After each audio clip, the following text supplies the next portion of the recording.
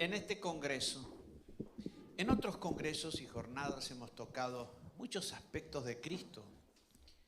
Sí, Cristo el esposo, el Cristo orgánico, Cristo de muchas formas, el morir y el vivir nuestra vida, ¿verdad? Y esta vez vamos a tocar 5 temas. Vamos a hablar de Cristo el primogénito, Cristo el buen pastor, Cristo la luz del mundo, Cristo el redentor y el Cristo glorificado. Esos 5 temas vamos a tocar y ahora vamos a hablar de Cristo el primogénito. La palabra primogénito, ustedes saben que el Nuevo Testamento fue escrito en el idioma griego. Y en el griego la palabra primogénito es la palabra prototokos,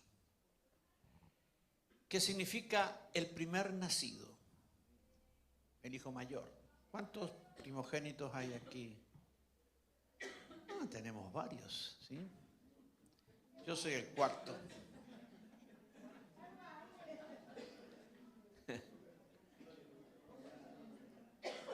Prototokos, el primer nacido. Pero también la palabra primogénito, saliendo un poco del ámbito familiar, se utilizaba la palabra primogénito y está utilizada en el Nuevo Testamento en otros sentidos. Por ejemplo, el primogénito es el más eminente, el de más alto rango, el más trascendente, se le llama el primogénito también. En el Salmo 89, 27, dice Dios, hablando de David, yo le pondré por primogénito, el más excelso de los reyes de la tierra. David no es el hermano mayor de todos los reyes de la tierra, no tiene ninguna relación de sangre, pero es el primogénito. Dios lo pondrá como primogénito porque le dará la preeminencia, el lugar más alto. Así que este es un uso de la palabra que también Dios establece. En el caso, por ejemplo, Dios a veces transfirió la primogenitura del mayor a otro por causa de ciertas situaciones. Ustedes saben que Jacob tuvo 12 hijos varones y el primogénito se llamaba Rubén, el mayor, Rubén. Pero Rubén pecó grandemente contra su padre, durmiendo con una de sus concubinas, y su padre lo desheredó. Y Dios respaldó esa decisión. Y hablando del futuro de Israel, algo que todavía no sucede, en el libro de Jeremías, capítulo 31, versículo 9, la profecía dice, irán con lloro, mas con misericordia los haré volver, y los haré andar junto a arroyos de agua por camino derecho, en el cual no tropezarán, porque soy a Israel por padre. Está diciendo Dios, yo soy a Israel por padre. Y Efraín es mi primogénito. ¿Quién es Efraín? Efraín ni siquiera es hijo de Jacob. No es uno de los hermanos de la familia. Efraín es hijo de José, el penúltimo, el que vendieron. José tuvo 2 hijos, Manasés y Efraín. Y Efraín ni siquiera es el hijo mayor de José, sino el menor.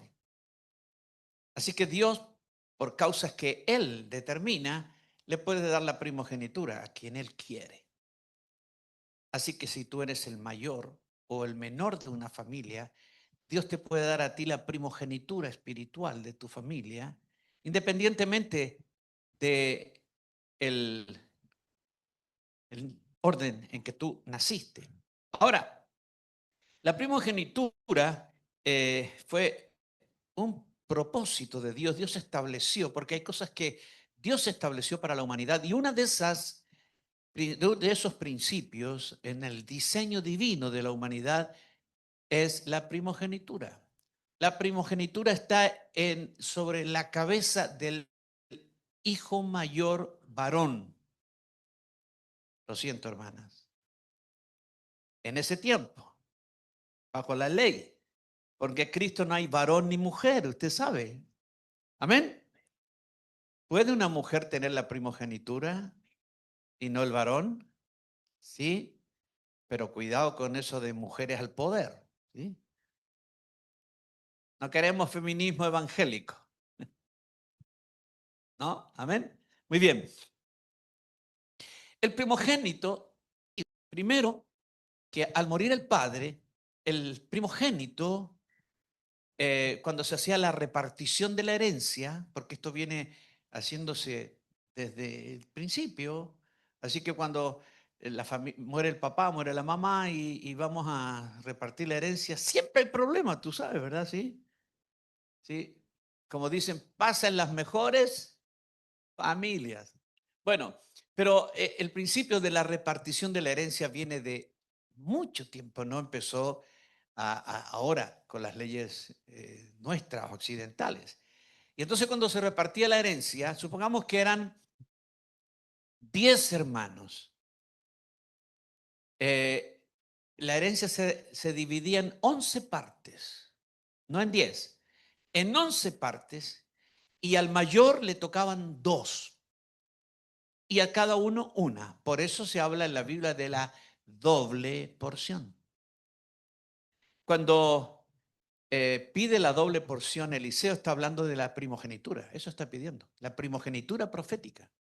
Porque la primogenitura profética te otorga la doble porción profética, de unción, de autoridad. ¿Cuántos quieren la doble porción? Ah, ustedes no son necios, ¿sí? Yo también la quiero, la doble porción. Ahora, además, el primogénito, al morir el padre, se convertía en el líder espiritual de la familia. Él quedaba como la autoridad del clan, de la tribu, de la familia.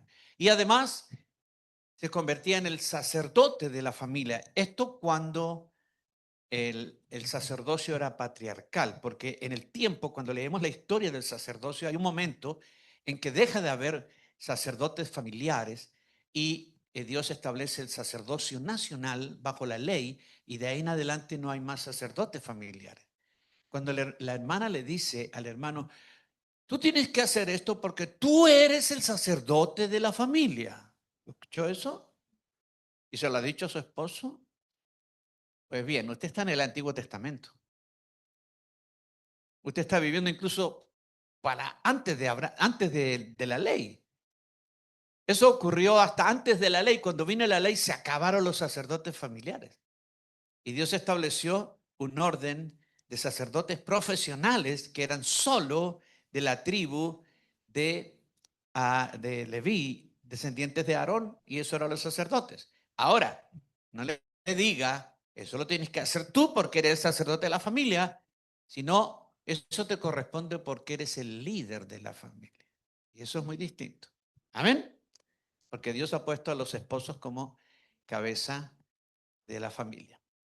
El primogénito, al morir el padre, era responsable de perpetuar el legado familiar, la cultura, las costumbres, la fe que tenía la familia. Así es que él se convertía en el jefe de la familia en todo sentido y debía seguir la línea que traía su padre. Para hablar lo que esta noche debo hablar, voy a salir del tema de la primogenitura y voy a volver después. Pero vamos a hablar del Hijo de Dios, porque en el Nuevo Testamento al Hijo de Dios se le dice primogénito, al menos de 3 cosas. Y de eso es lo que quiero hablar esta noche. Se dice que Él es el primogénito entre muchos hermanos. También se dice que es el primogénito de los muertos. Y también se le da el nombre de primogénito de toda creación. Y vamos a hablar de eso esta noche.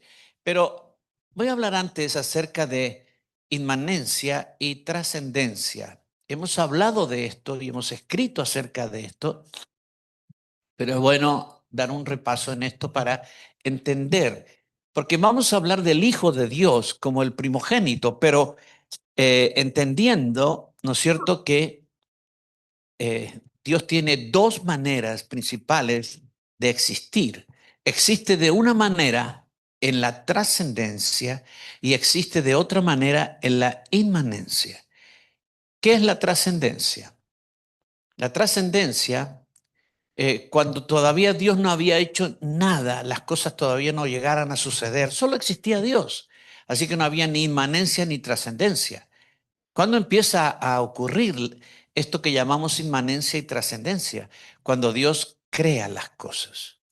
La creación, la creación hizo que Dios manifestara estas dos maneras, estas dos formas de existir. Una que venía desde la eternidad, antes que las cosas existieran, antes que existiera el universo, el cielo, los planetas, los seres que Dios creó posteriormente, solo estaba Dios. Y Dios existía en completa armonía, amor, intimidad, comunión, en un flujo interno de la Trinidad, Padre, Hijo y Espíritu Santo, funcionando en amor eterno, en comunicación eterna, en unidad eterna. eh, no había más que Dios. Entonces, Dios echa a andar un plan que es el plan de la creación, el plan creativo. Y cuando empieza la creación a ocurrir, eh, o Dios más bien empieza a desarrollar la creación, entonces aparece este asunto de la inmanencia y la trascendencia. Imagínate todo lo creado como una bola, ¿sí? El cielo, los cielos, el primer cielo, el segundo cielo, el tercer cielo, el cosmos tan grande como es, ¿verdad? Las regiones celestiales, todo lo creado, ángeles, seres humanos, seres de toda clase, todo como una bola, ¿sí? ¿Hay algo más allá de la creación?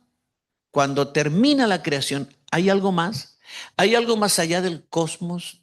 ¿Hay un momento que el cosmos termina?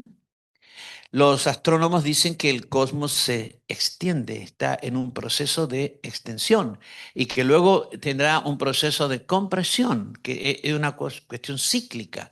Y entonces, eh, hasta donde el cosmos se ha extendido, nosotros siempre relacionamos todo con un asunto de tiempo y espacio, porque nacimos en una cosmovisión donde todo es tiempo y espacio, ¿verdad? Hablando de espacio, el espacio que ocupa el universo entero hasta donde llega, hay un momento que termina.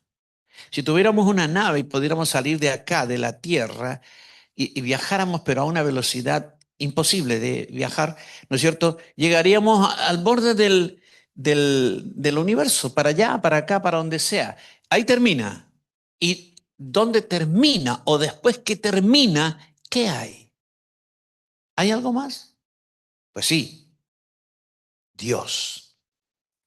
El apóstol Pablo dice en el libro de los Hechos que acertadamente los filósofos griegos decían una expresión: en Él estamos y somos y nos movemos. Todo lo que existe está dentro de Dios, o más bien, Dios generó un espacio dentro de Él, porque no hay nada más que Él. Dios generó un espacio dentro de Él para crear todo lo que ha sido creado. Todo lo que ha sido creado está envuelto por Dios. Dios está más allá de todo lo creado. Y eso es lo que llamamos trascendencia. Dios trasciende lo creado.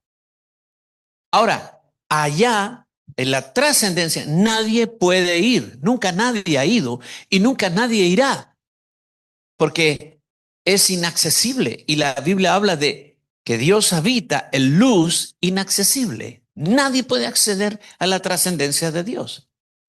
Ahora, Dios existe allá de una manera. El Hijo allá siempre, eternamente, es el unigénito. el unigénito del Padre. Así le llama la Biblia.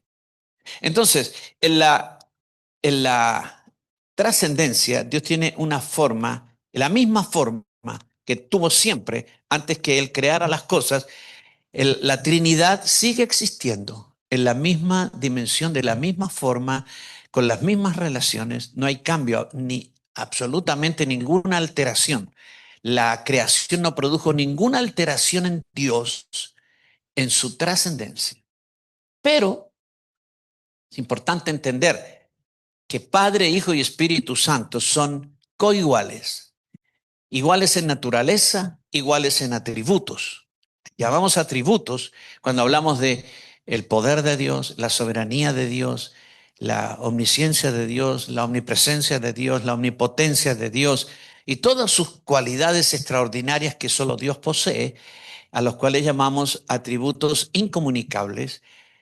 Solamente Dios los posee y los posee en igualdad. En la trascendencia no hay uno que sea superior al otro. En la trascendencia, Padre, Hijo y Espíritu Santo son coiguales en poder, en atributos, en autoridad, en relaciones. Pero cuando tú lees la Biblia, y especialmente cuando tú lees el Nuevo Testamento, y lo lees, ¿no es cierto?, los evangelios, lees a Jesús hablando, luego a los apóstoles, pareciera ser que el Padre es superior al Hijo y que el Hijo es superior al Espíritu Santo. Porque dice, el Padre me envió. ¿Quién es mayor, el que envía o el que es enviado? El que envía. Yo les enviaré al Espíritu, no los voy a dejar huérfanos. ¿Quién es mayor, el que envía o el que es enviado? Entonces, las referencias que hay en el Nuevo Testamento, todas dan a entender que el Padre es superior al Hijo y que el Hijo y el Padre son superiores al Espíritu Santo. Entonces, es verdad que el Padre es un Dios superior y el Hijo es un poco inferior y el Espíritu Santo es todavía más inferior, que tenemos un Dios de primera categoría, de segunda categoría y de tercera categoría. ¿Es verdad? No, no. Ese es un arreglo que hizo la Trinidad para que una vez que las cosas fueran creadas, funcionaran, porque Dios tiene propósitos mucho más elevados y más grandes que cuando se termine esta historia, nosotros vamos a poder entender, porque un día conoceremos como fuimos conocidos. Hoy vemos por sombras, dice la Escritura, como en un espejo oscuramente, pero cuando seamos glorificados, cuando venga lo perfecto, entonces veremos y conoceremos tal como hemos sido conocidos. Todos los misterios que tú no puedas entender aquí te serán revelados en los cielos cuando seas glorificado, cuando seas glorificada. Ahora no estoy diciendo esto para que digas, bueno, cierro la Biblia, no voy a estudiar nada, por total me van a revelar todo después. No queremos vagos espirituales, amén. Pues bien, mira, entonces, entendiendo, ¿no es cierto?, esto, tenemos que comprender que Dios se organizó para hacer funcionar su creación en algo que llamamos la economía divina. Nosotros en este tiempo, en el mundo occidental, cuando hablamos de economía siempre estamos pensando en dinero, pero la palabra oikonomos o economía en el griego tiene que ver más con administración que con dinero. Un oikónomo, un ecónomo, un mayordomo. Hay una mayordomía de la Trinidad. La Trinidad se organizó de una forma para que todo funcionara y en esa forma el Hijo nunca perdió sus atributos, el Espíritu Santo tampoco, ni el Padre tampoco, pero se organizaron de una manera en que, permaneciendo esa igualdad esencial, el que ocurre en la trascendencia, en la inmanencia, el Padre tomaría el liderazgo, el Hijo operaría como el ejecutor de la voluntad del Padre y el Espíritu Santo como el que administra o administrará todas las cosas que el Hijo consigue y realiza. Entonces tenemos una manera de existir de Dios en su trascendencia, una manera inalterable que nunca se alteró y nunca se alterará, y una manera diferente en la creación. Por ejemplo, mira, en la trascendencia el Hijo es siempre el Hijo unigénito. ¿Qué significa unigénito? Único creado. Pero en la inmanencia el Hijo es el primogénito. Entonces, paralelamente, es el unigénito en una dimensión, en la dimensión original, y es el primogénito en esta dimensión de la creación. Esto estoy tratando de que entendamos, ¿no es cierto? Los roles que operan en la trascendencia no son los que operan en la inmanencia aquí. En la inmanencia aquí, hasta que se termine el plan de la creación, porque es un plan muy extenso y muy grande y muy misterioso, Dios se organizó de esta forma. Entonces tú tienes que ver, para entender la Biblia, entender este concepto claramente de la inmanencia y la trascendencia. Y vamos a ver un poco más adelante que algunas sectas cayeron en errores por no entender esto que estamos hablando. Ahora, no todos hablan de esto y por tanto entonces hay mucha confusión cuando se lee la Escritura y para entender por qué el Hijo asumió en el consejo de la Trinidad, antes que las cosas sucedieran, antes que las, antes que las obras y las cosas comenzaran a existir, ¿por qué el Hijo y el Espíritu Santo asumieron que tendrían esta relación de subordinación al Padre? Tienes que ver estos dos conceptos, igualdad esencial, por un lado, y subordinación administrativa o económica.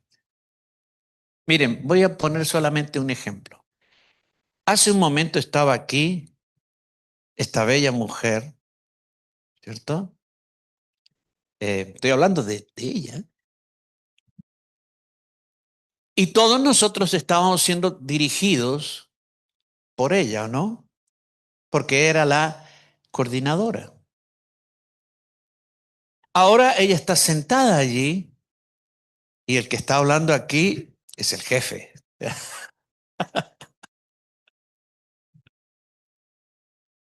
Pero mañana por la mañana habrá otra persona aquí y el jefe y ella estarán sentados ahí. ¿Entiendes esto de somos iguales? Somos iguales, pero de pronto estamos sujetos a alguien por causa de que funcione el culto. ¿Entiende eso, verdad? Así se organizó Dios. Entonces, hay cosas que hace Dios a través de la Trinidad, y vamos a hablar también de otras relaciones de la Trinidad acá en la inmanencia, pero la organización de Dios no altera en absoluto la unidad, la armonía, el amor que tiene el Padre, Hijo y Espíritu Santo entre sí. Amén. Muy bien. Ahora, ah, cuando no existía nada, escucha, cuando no existía nada, solamente estaba Dios, los nombres de la Trinidad seguramente eran los que son, Padre, Hijo y Espíritu Santo. Pero cuando empieza a existir, o un segundo antes que las cosas empiecen a existir, el Hijo toma un rol, adquiere un rol como Cristo. ¿Sabes qué significa Cristo? Cristo significa ungido. Así que ahora el Hijo toma el rol de ungido, ungido para. Toda unción que Dios da es para. Nunca olvides esto. Mucha gente pide la unción, pero para quedarse en casa y disfrutarla, pero no es para eso. La unción que Dios da es para que hagas lo que tienes que hacer con la unción que Dios te da. Amén. Bueno, el Hijo ahora entonces es llamado Cristo. Por lo tanto, tenemos que decir que hubo un momento cuando el Hijo adopta el rol de Cristo, que no lo tenía antes, nunca antes lo tuvo, y lo adopta porque ahora Cristo, que es el Hijo, será el que crea todas las cosas en su rol como Cristo. ¿Puedes entender eso? Entonces es correcto que digamos que hubo un momento en que Cristo no existió como tal, como ungido, que empieza a existir como ungido, empieza a funcionar como ungido por causa de la creación, para realizar la creación y para sostener la creación, etcétera, etcétera. Entonces, Él como Cristo es el creador de todas las cosas. El libro de San Juan comienza así. En el principio, está hablando de cuando nada había sucedido. La Biblia tiene esta expresión en dos libros, en Génesis 1 y en Juan 1. En Génesis 1 dice, en el principio creó Dios. Y ahí está hablando del principio de la creación. Pero en Juan 1 dice, en el principio era el verbo, el Hijo, amén. Y el verbo era con Dios y el verbo era Dios. Antes que nada sucediera, ese tiempo llamado el principio, también la Biblia le llama la eternidad. La eternidad para nosotros es una cuestión de tiempo, pero para Dios no existe el tiempo. Él creó el tiempo para la creación. Dios tiene una existencia sin tiempo. Dios creó tiempo y espacio para que la creación apareciera. Pero Él no está limitado ni por tiempo ni por espacio. Él habita algo que se llama la eternidad. La eternidad de Dios está fuera del tiempo, sin el tiempo y también metida dentro del tiempo. Entonces, cuando Dios decide comenzar a crear, Cristo es el ejecutor de la creación, el ejecutor del plan. Él es el creador. Y es lo que dice San Juan capítulo 1, lo que leímos. Todas las cosas, todas, los cielos, ¿sí? ¿Cuántos creen que Dios habita en el cielo? Pero habita como el Padre en su inmanencia. Pero esa no es la habitación original de Dios. La habitación original de Dios, de la cual nunca saldrá, es la trascendencia, la eternidad. Pero en la creación, el lugar más alto de la creación, el lugar más sublime de la creación son los cielos, el tercer cielo. Hasta allí llega la creación espiritual. Y allí Dios tiene su templo, su trono, su palacio y muchas cosas más. Pero ahora, Cristo es el creador. A Él se le dio, al ungido, se le dio la tarea de crear todas las cosas. Y lo hizo bien. Amén. Porque Él es creador perfecto. Pero no solo Él es el creador. Estamos hablando de la relación de Cristo con la creación. Él también es el sustentador.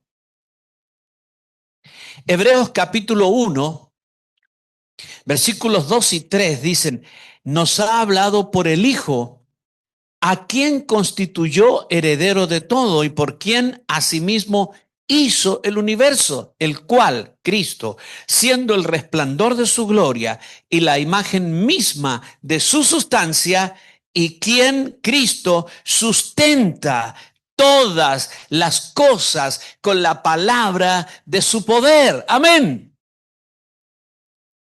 Así es que no solo es el creador, pero también es el sustentador de todas las cosas. Él sostiene y hace que subsistan todas las cosas, aun sus enemigos.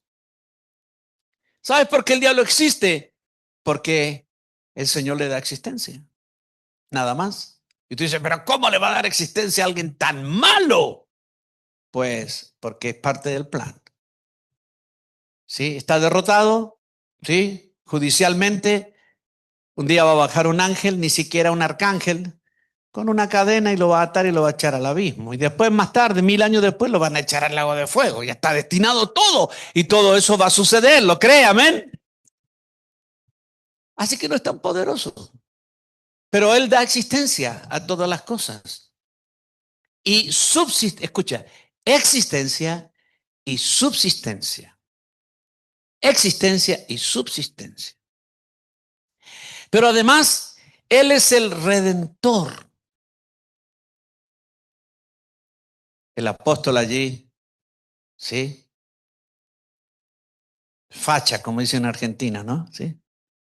Él mañana nos hablará extensamente de Cristo como redentor. Pero solamente digo que fuimos comprados por precio porque nos perdimos, ¿sí? Y el redentor es aquel que rescata lo que está perdido.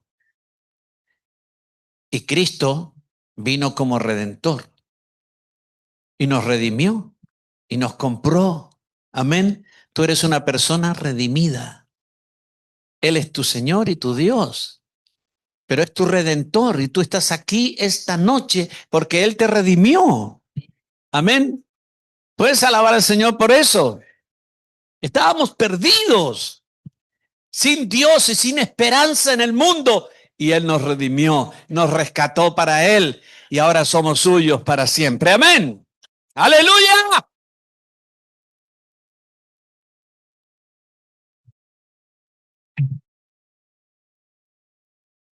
Mira, la redención es un trato económico.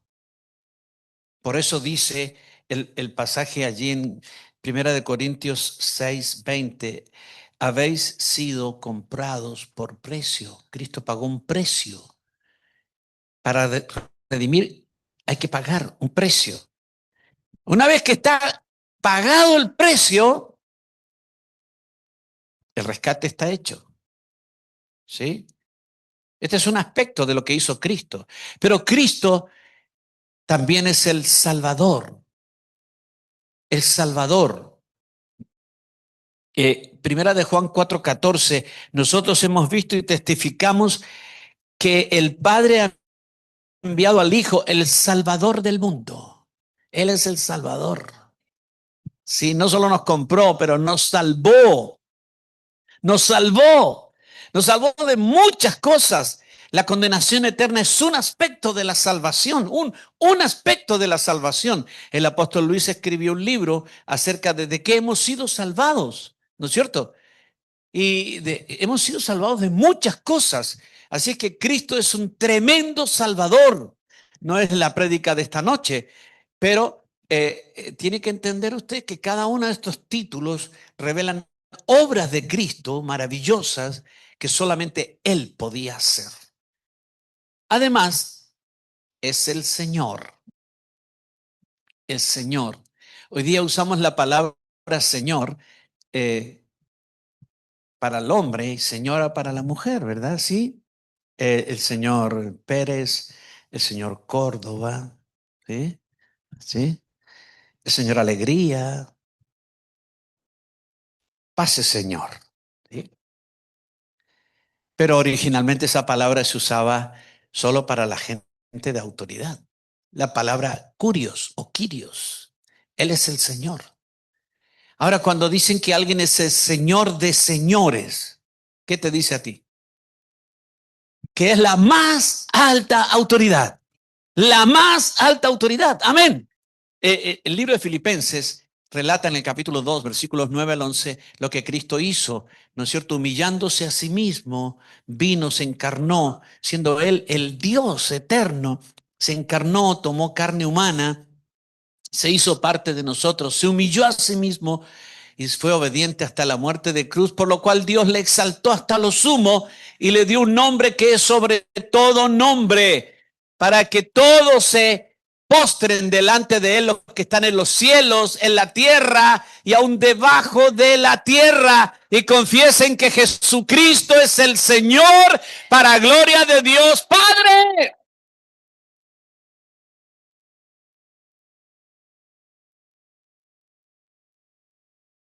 El diablo va a tener que confesarlo también. y todos los principados que están en el inframundo operando contra ti, contra la iglesia, enemigos de Cristo, van a tener que arrodillarse delante del Señor de señores, postrarse y decir: tú eres el Señor. No me gusta, pero tú eres el Señor. ¿Sí? Eso se llama vindicación. Cuando el otro te hizo daño y no quiere arrepentir ni confesar que tú eres quien eres. Y no es cierto, pero un día no puede más y viene y te dice: perdóname, tiene que ser hoy porque no aguanto más. ¿Sabes que el Espíritu Santo hace esa clase de cosas, verdad? Sí, entonces, con Cristo va de suceder eso. Imagínate, tú estarás presente ahí, cuando todo el mundo de ángeles caídos, con su jefe, Satanás ahí, y todos los poderes de las tinieblas arrodillados delante del Señor de señores y Rey de reyes. ¡Aleluya! Yo lo veré y tú también. ¡Gloria a Dios! Sí, Señor. Pero Cristo también fue enviado, ungido, Cristo, Mesías, como el restaurador. El restaurador. Porque el pecado trajo una infinidad de problemas, desastres en la creación de Dios. No solamente problemas con Dios, problemas legales con Dios, sino desastres en la creación. Por eso nos enfermamos, por eso decaemos, por eso nos miramos al espejo y lloramos, ¿no es cierto? Cuando aparecen las canas, las arrugas, ¿sí? Por eso dolores del hígado, de los pulmones, por eso todo eso malo que hay, todo eso por el pecado. Y el pecado no solamente trajo desorden y trajo problemas, sino que trajo grandes divisiones entre el mundo espiritual y el mundo terrenal, el mundo material. Dividió las dimensiones. Y entonces el hombre dejó de tener acceso. El jardín del Edén era un ir y subir, era un portal de Dios. ¿Recuerdas cuando Jacob vio el portal allí en Betel, ángeles que subían y descendían? Esa es la conexión perfecta de esta dimensión con la otra. Pero todo eso está cerrado, se cerró, se dividieron las dimensiones. El pecado hizo eso. Pero el Señor fue enviado para restaurar todas las cosas. Y restaurar significa volver a su estado original. Volver a su estado original. Amén. Por eso que decimos: pastor, ore por mí porque necesito ser restaurado. ¿Qué significa eso? Volver al primer amor, volver a la primera fe, volver al gozo inicial. ¿Sí? ¿Verdad que sí? Amén. Nunca creas cuando dices: no, ese hermanito es nuevo, gozoso, salta, porque está en el primer amor. No, no, no, ese es el amor original. ¿Sí? Alguien me dijo: sí, pero la gente nueva gana almas y está en los cultos temprano porque tiene el primer amor. Yo le dije: ¿en cuál vas tú?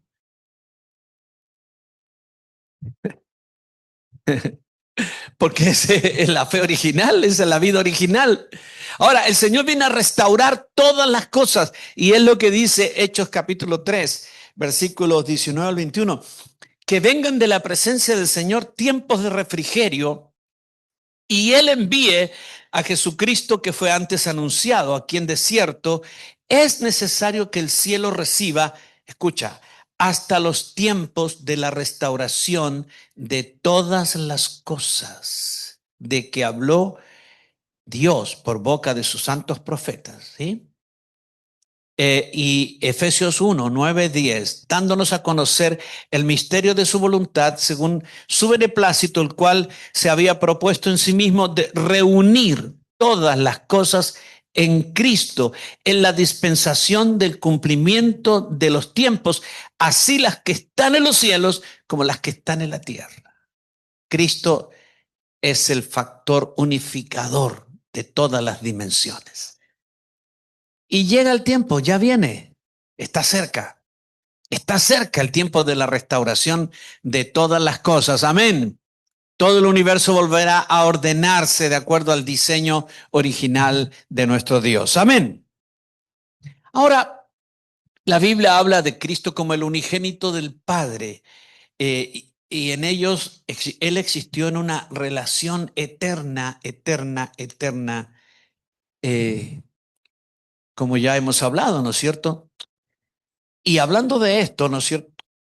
Él, como unigénito del Padre, evidentemente tiene una relación allí en la trascendencia muy especial. Mira, dice Juan 1:18, a Dios nadie le vio jamás. El unigénito Hijo que está en el seno del Padre, Él le ha dado a conocer. Juan está hablando aquí, escribiendo aquí, como en el año 90 o 100.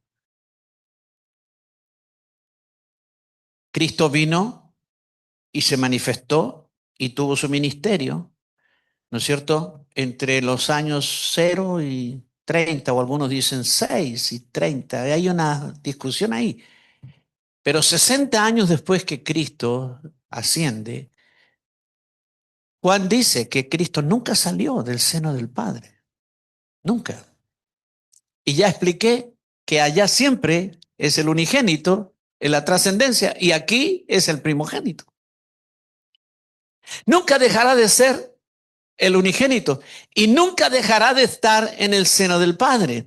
La palabra seno aquí o estar en el seno se relaciona con tener una relación de absoluta intimidad.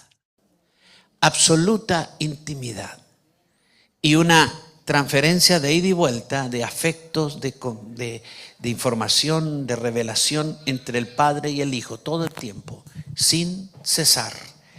Allí hay mira, cuando tú abrazas a alguien con amor, ¿no es cierto? Con amor, lo atraes hacia tu seno. ¿Sí? ¿Por qué? Porque es como que ahí algo se produce. Transferiste algo y te transfirió algo. Un abrazo puede ser una tremenda administración, ¿sabías? Así que abraza. Una mujer dijo, ¿por qué se abrazan tanto ustedes? Vino y decíamos en medio del culto, bueno, cuando llegamos nos abrazamos. ¿Sí? Ahora abraza a su hermano. ¿Sí? La mujer por primera vez vino a la iglesia. Abraza a su hermano. Salimos todos a abrazarnos ahí. Después, no se olvide de saludar a su hermano, abrázalo con amor. Todos nos abrazamos. La mujer nunca la habían abrazado tanto. Y dijo, ustedes son abrazólicos. Por esto del seno, ¿no? De esa cosa de transferencia que hay del amor de Cristo manifestado. Entonces esa expresión tiene que ver con el amor del Padre, con el Hijo, del Hijo con el Padre, etc. Ahora, leamos en el libro de Romanos capítulo 8, versículo 29. Porque a los que antes conoció, también los predestinó para que fuesen hechos conformes a la imagen de su Hijo, para que Él sea el primogénito entre muchos hermanos. Aquí está la primera referencia a Cristo como primogénito. Primogénito entre muchos hermanos, entre muchos hermanos. En la trascendencia solo hay tres: Padre, Hijo y Espíritu Santo. Pero en la inmanencia Dios decidió formar familia. Y constituyó una familia en la cual Cristo es el hermano mayor, el Hijo primogénito, y todos nosotros somos los que vienen después de la lista. No sé en qué orden estará usted, pero no importa el orden, ya saben, ¿no es cierto? Todos somos hermanos, por eso nos llamamos hermanos. El hermano tal, la hermana tal, ¿sí? ¿Bien? ¿Ok? Y Cristo es nuestro hermano mayor. ¿Cuántos saben que Cristo es tu hermano mayor? Amén. Es tu hermano mayor. ¿Cuántos pueden alabar al Padre porque nos dio un hermano mayor? Dile, Padre, te doy gracias porque me diste un hermano mayor, primogénito entre muchos hermanos. Aleluya. Gloria a Dios. Amén. Efesios 2:19, así que ya no sois extranjeros ni advenedizos, sino conciudadanos de los santos y miembros de la familia de Dios. Amén. ¿En qué sentido Él es primogénito? Recuerda que uno de los significados de la palabra primogénito es primer nacido, el que nació primero. Tenemos que hablar entonces de Cristo en la inmanencia, porque no solamente Él está en toda la creación como Dios, como el Hijo de Dios, como el Cristo o el Verbo de Dios, sino que Él decidió encarnarse. ¿Y sabes qué significa encarnarse? Tomar una segunda naturaleza, que es la naturaleza humana, la que tenemos nosotros. Entonces, el Hijo de Dios, sin dejar de ser Dios, se hizo hombre. Adquirió una segunda naturaleza. Por lo tanto, Él tiene dos naturalezas. Tú podías decir, bueno, tomó esa naturaleza para venir a la tierra y hacer su obra redentora y salvadora, morir en la cruz, y luego que murió en la cruz pagó el precio y ya después se deshizo de su naturaleza humana. No. Él siempre la conserva. Mañana vamos a hablar del Cristo glorificado y vamos a ver más explícito sobre esto, pero Él se hizo hombre para siempre. Por eso la Escritura dice, hay un solo Dios y un solo mediador entre Dios y los hombres, Jesucristo, hombre. Porque Él nunca dejó ni dejará de ser hombre. Solo que Él tomó la naturaleza humana, a través de esta naturaleza humana, pagó nuestros pecados, nos redimió, se convirtió en nuestro Salvador, murió en la cruz y el Padre lo resucitó y lo glorificó. Hay un hombre glorificado en los cielos. Ese hombre es tu Señor y tu Rey. Ahora, nos dio a nosotros la misma semejanza. Nosotros nacimos, pero ahora nosotros originalmente somos espíritus, hijos de Dios desde la eternidad. Pero en el nuevo nacimiento, ¿verdad? Hemos recibido la naturaleza divina, la simiente divina, la simiente de Dios. Y entonces nosotros tenemos dos naturalezas, igual que Cristo. Cristo caminaba aquí, todos lo veían como un ser humano, y era un ser humano, pero a la vez divino. Y tú eres un ser humano, pero a la vez divino, porque te han dado naturaleza divina. Amén. Así que Él es el primero de esta familia que tiene doble naturaleza, de esta familia de seres sobrenaturales. Cristo es el primero de ellos y todos nosotros somos sus hermanos porque somos igual que Él. Amén. Somos sus hijos, pero también somos sus hermanos. Hay mucho para explicar sobre eso. Espero que tú leas el libro, ¿sí? Y no lo guardes y dices, qué lindo libro, pum, lo dejo ahí. Trata de leerlo. Me decía el apóstol Luis, escribimos mucho, apóstoles, esperamos que los hermanos lean después. ¿Cuántos van a leer? Amén. Muy bien. Yo tengo una camarita donde yo vigilo. Los tengo a todos identificados. ¿Quién dijo eso? Ya. Observa que Él nos llama a nosotros mis hermanos. Un día vinieron y le dijeron, tu madre y tus hermanos están allá afuera y te buscan. Jesús dijo, ¿quiénes son mi madre y quiénes son mis hermanos? ¿Estaba menospreciando a su mamá? No. Pero la gente vino, y la mamá quizá también, y sus hermanos equivocadamente pensando que la cuestión familiar iba a incidir en Cristo, pero nunca incidió en Cristo en sus decisiones. Cuidado con eso, ¿no? Que a veces la familia te tira para atrás en los propósitos de Dios. ¿A cuántos les ha pasado?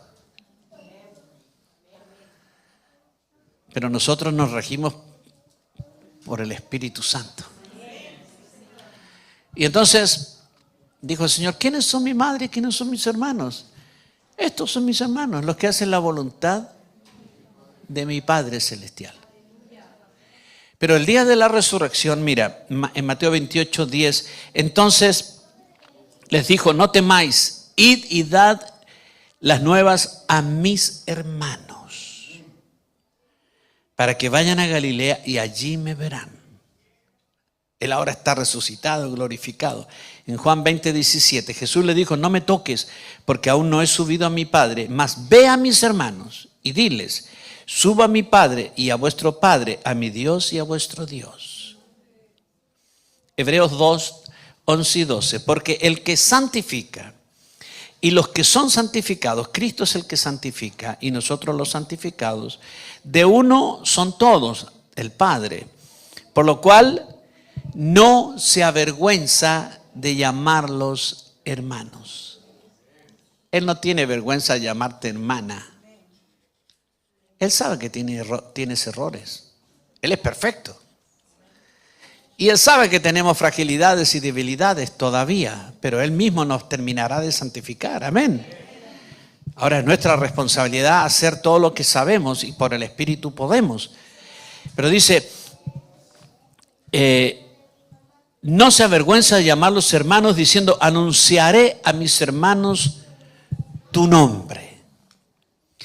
Entonces Cristo es el primogénito de la familia de Dios, entre muchos hermanos. Yo tengo a mi hermano mayor, que se llama Jesucristo. Siempre que hablo con mi hermano mayor en la carne, ¿no es cierto? Nosotros somos 11 hermanos, ¿no? Una familia bien prosperada. Mi papá dejó de tener hijos con mi mamá cuando se le acabaron los nombres de la Biblia. Y dijo, no, ningún hijo más porque ya no hay más nombres en la Biblia, ¿no? Él tenía un amigo que lo saludaba así, hola Pablo, ¿cuántos hijos hace que no te veía? 11 hermanos. ¿Quién puede seguirlo? ¿No? ¿No? Ninguno, ¿no? Bueno. ¡Ah! ¿Sí? También el número 11, aleluya. Familia. ¡Oh!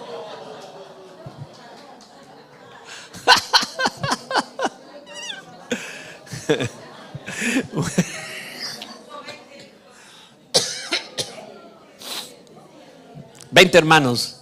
¡Oh! Ya. En la familia de antes. Pero la familia de Dios tiene millones y millones. ¿Sabías tú eso, verdad? Muy bien. Ahora, el segundo nombre o título de Cristo como primogénito está en Colosenses, capítulo 1, versículos 18 y 19. Él es la cabeza del cuerpo que es la iglesia, Él que es el principio, el primogénito de entre los muertos, para que en todo tenga la preeminencia, por cuanto agradó al Padre que en Él habitase toda plenitud. Y Apocalipsis 1:5, Jesucristo, el testigo fiel, el primogénito de los muertos y el soberano de los reyes de la tierra. Vimos a Cristo como el primogénito de la familia de Dios. Pero Él también es el primogénito de los muertos. ¿Y en qué sentido es el primogénito de los muertos? El libro de Primera de Corintios, en el libro de Primera de Corintios, en el capítulo 15, versículo 20, dice, Cristo ha resucitado de los muertos, primicias de los que durmieron es hecho. ¿Sabe lo que es una primicia? El primer fruto. El primer fruto, la primicia. La gente del campo sabe más de eso que nosotros.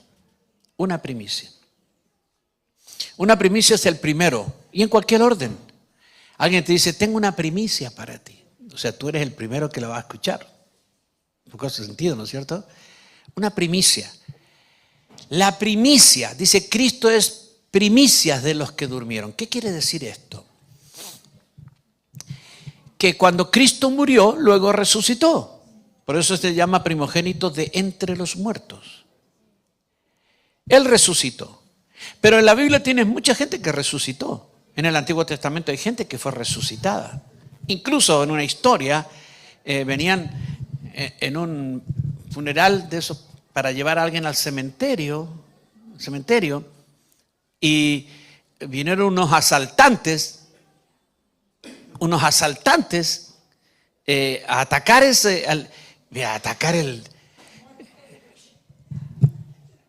claro. Así que ya en ese tiempo existía el tren de Aragua. Eran malulos. Y entonces vienen a asaltarlo y estos, los hombres que llevaban el cajón, dijeron, la vida es más importante que la muerte. Y tiraron el cajón así, no sé dónde, y el cajón se rompió. Y justo lo tiraron sin saber dónde estaba la cueva donde habían enterrado al profeta Eliseo.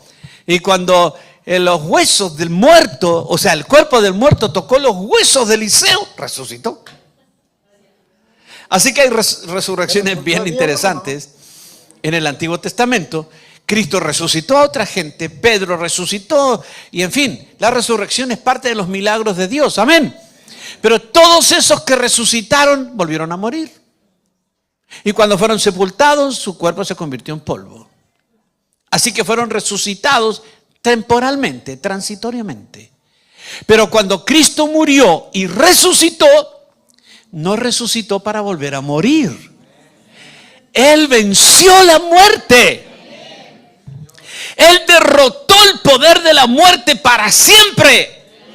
Resucitó para nunca más morir. La muerte nunca más lo puede poseer. La muerte nunca más lo puede matar. Él mató a la muerte. ¡Aleluya! Por eso decía la profecía: ¡oh muerte, yo seré tu muerte! ¡Aleluya!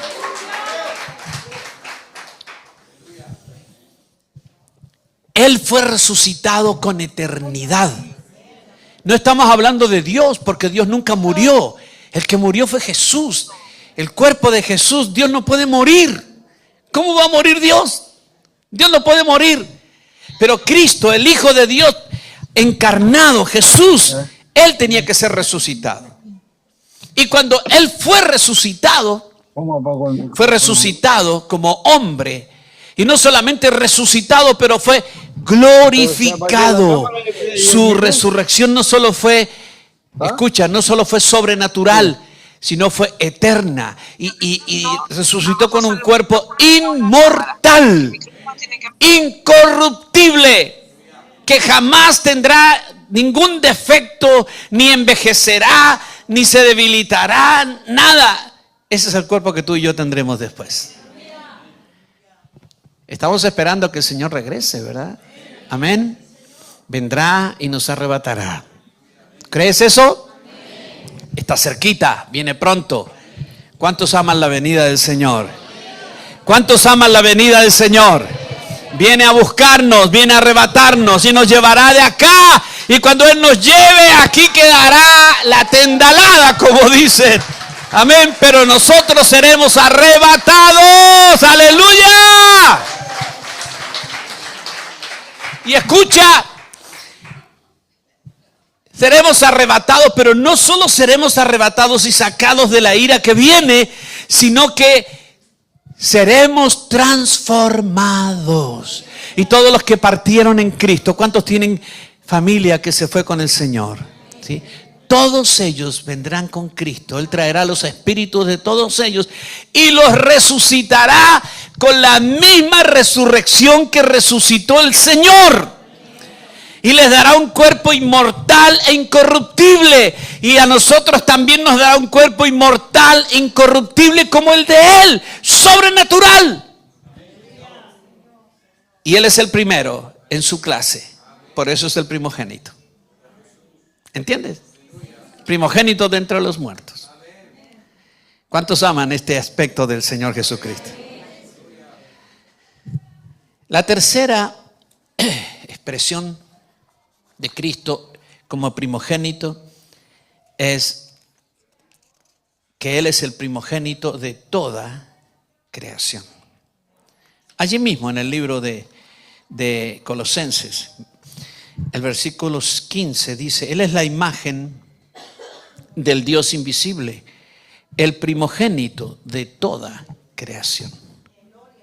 ¿Sabes que los testigos de Jehová, basándose en este versículo, dicen que Cristo fue el primer ser creado? El primer ser creado, por eso es el primogénito de toda creación. Pero no es lo que dice acá, porque observa lo que dice a continuación, dice, Él es la imagen del Dios invisible, el primogénito de toda creación. Y sigue, porque en Él fueron creadas todas las cosas, las que hay en los cielos y las que hay en la tierra, visibles, invisibles, sean tronos, sean dominios, sean principados, sean potestades. Todo fue creado por medio de Él y para Él. Y Él es antes. Él existió antes de todas las cosas. Y todas las cosas en Él subsisten. Así que Él no puede ser criatura y creador. Se creó a sí mismo. No. Él es el creador de todas las cosas. Amén. Pero Él es la causa original de la creación. Y Él es el que proveyó todo el material para que la creación fuera realizada.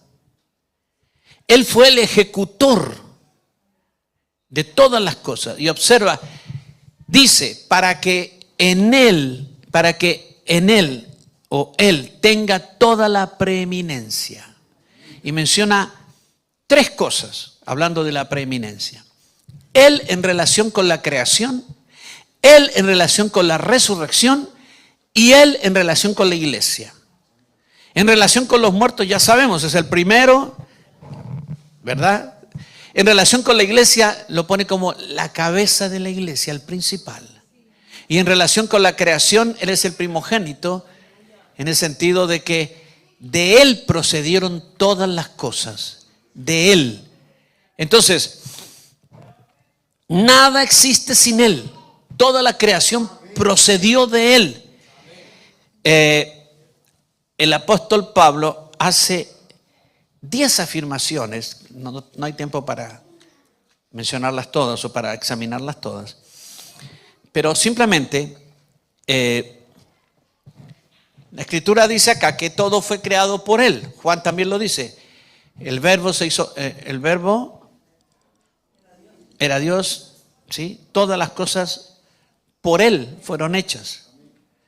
Y es lo que dice Pablo. Pero no solamente dice eso Pablo. Dice por Él y para Él. Para Él. Toda la creación es para Cristo. Toda la creación es para Cristo. Y Él fue, como dice Hebreos 1, heredero de todas las cosas. ¿Qué significa heredero?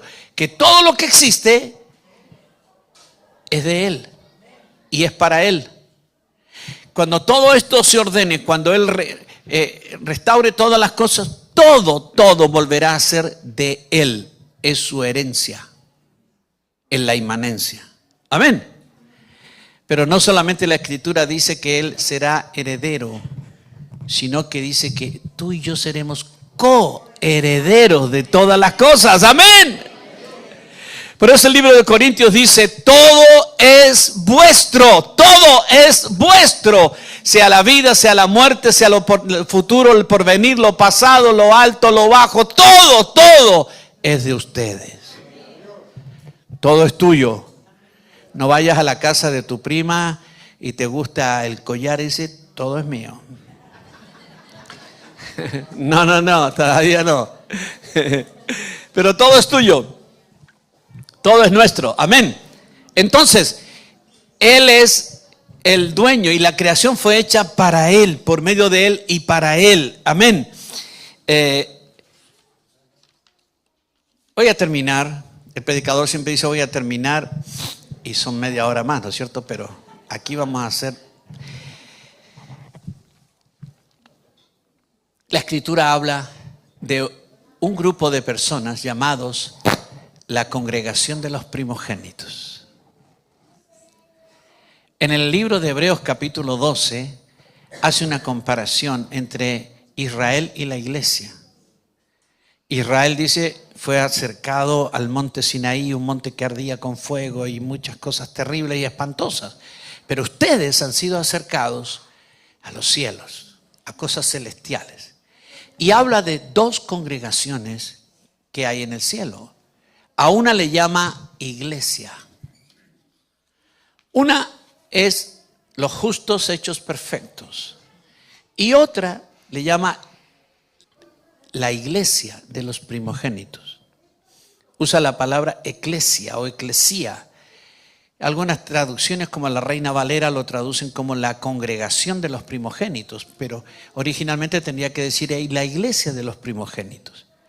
Los justos hechos perfectos son los santos del Antiguo Testamento que creyeron en Jehová.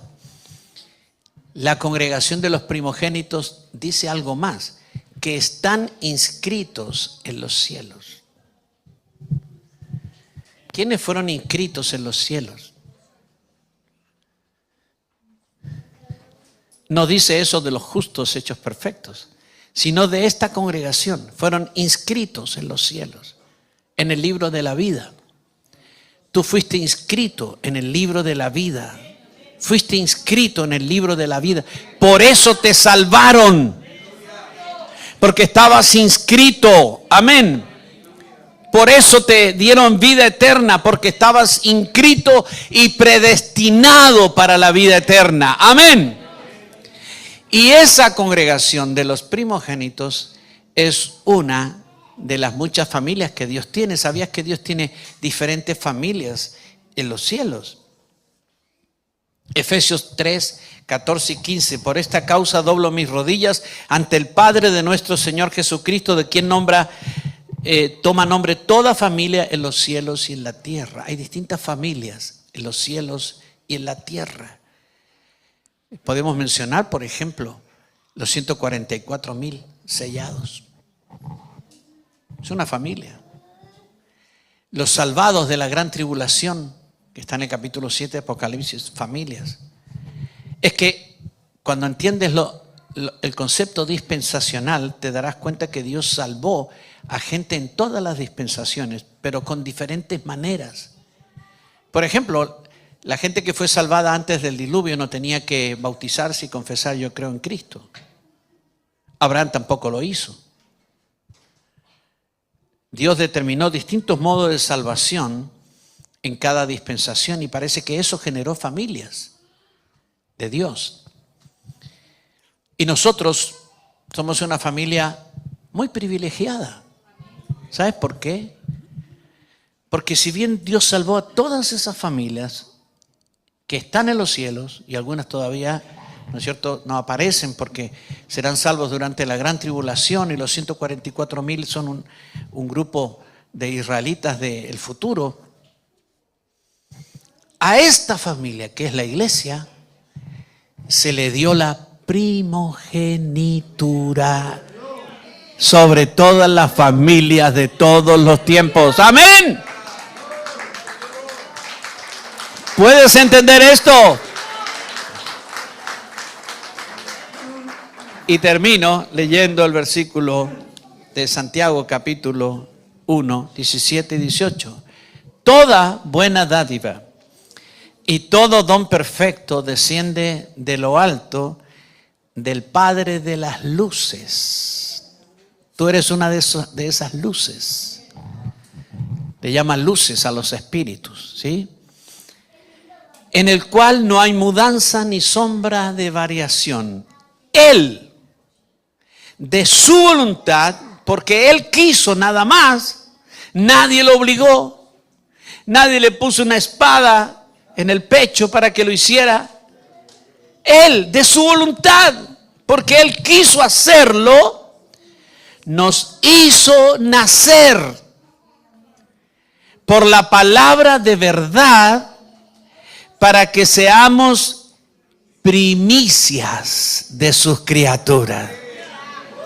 ¡Aleluya! primicias. Tú eres la primicia de Dios. Ponte de pie, por favor.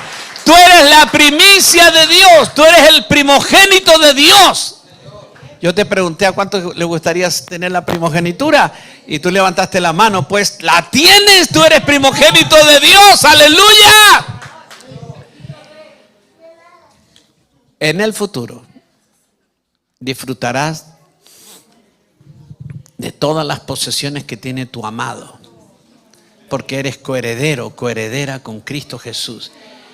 Y tú eres, además de eso, primogénito espiritual de todas las criaturas de Dios, primicia de todas sus criaturas. Di conmigo: Padre, te agradezco infinitamente el privilegio de ser parte de la iglesia de los primogénitos, por haber sido hecho primicias de Dios, primicias de todas sus criaturas, de todas las del cielo, las de la tierra, las que hay en el universo. Nos hiciste a nosotros, la iglesia, las primicias, los primogénitos de Dios, inscritos en los cielos desde la eternidad. Gracias te damos, Señor. Bendito sea tu nombre. Bendito sea tu nombre.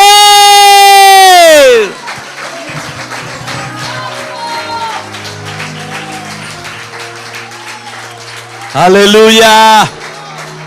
Aleluya, aleluya, aleluya, aleluya. Aleluya, aleluya, bendito sea el Señor. Mantente en oración. Ora al Señor, agradécele, agradécele.